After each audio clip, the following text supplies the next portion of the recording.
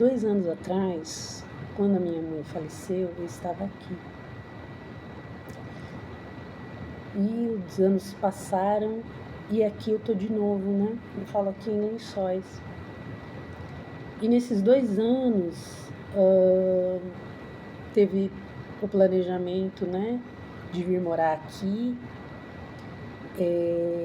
teve lidar com a frustração de morar num lugar que eu odiava e odeio até hoje, que é a cidade de Sorocaba, ficar lá até a mudança acontecer, é uma espécie de crise no meu trabalho e a morte da minha mãe.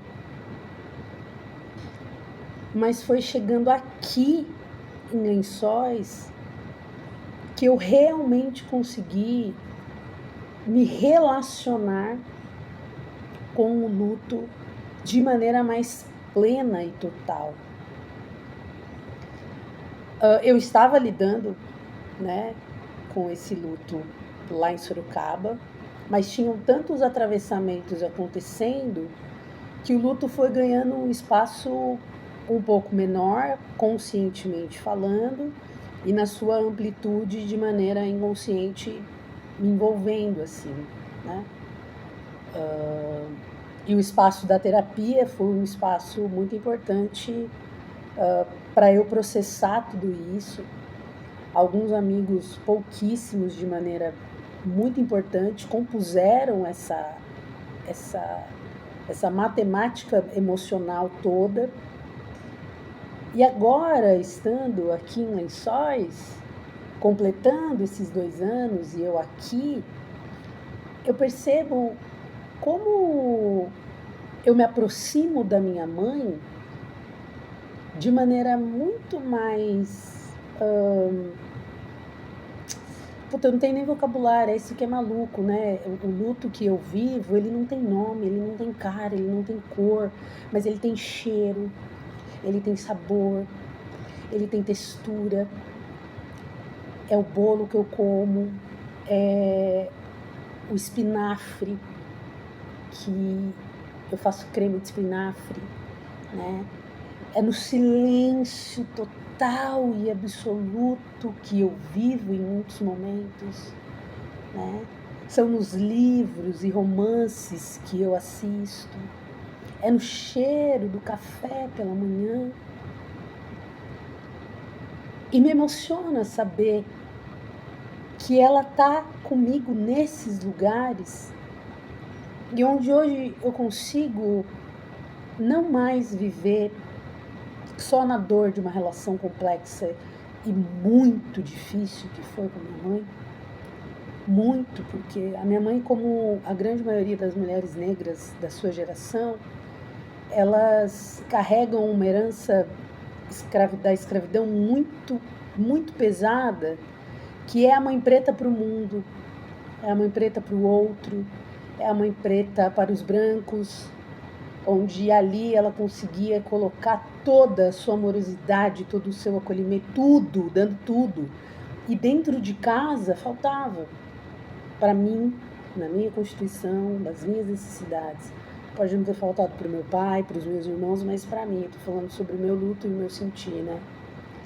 Então, o que ficava para a gente, quando eu falo a gente, na real é para mim, havia a falta dessa mãe amorosa, bondosa e tudo mais, essa ama de leite que nutre, porque ela já tinha dado tudo lá fora, e ficava as contradições, os desenganos, os equívocos, as frustrações.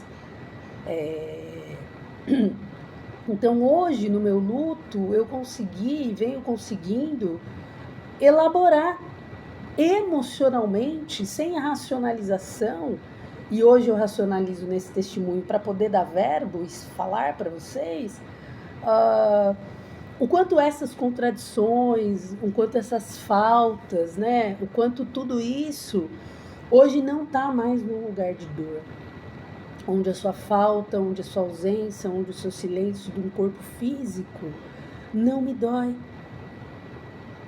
A emoção que eu sinto é de eu vou compartilhar com você aonde quer que você esteja, seja dentro de mim, numa memória, numa lembrança, ou seja num plano espiritual, ou seja no Urum, ou seja onde quer que você esteja, você está. Então, eu passo por várias experiências aqui, várias experiências. Assim. Cara, são 6 meses de experiências intensas. E experiências das quais eu busquei, eu desejei, eu tô vivendo, e eu penso, pô, eu poderia compartilhar com minha mãe. Porque a minha mãe projetou muita coisa na minha pessoa, projeções essas que eu coaduno e falo, meu, que massa que você projetou, porque é isso mesmo, assim, sabe? De viajar, de conhecer pessoas, né?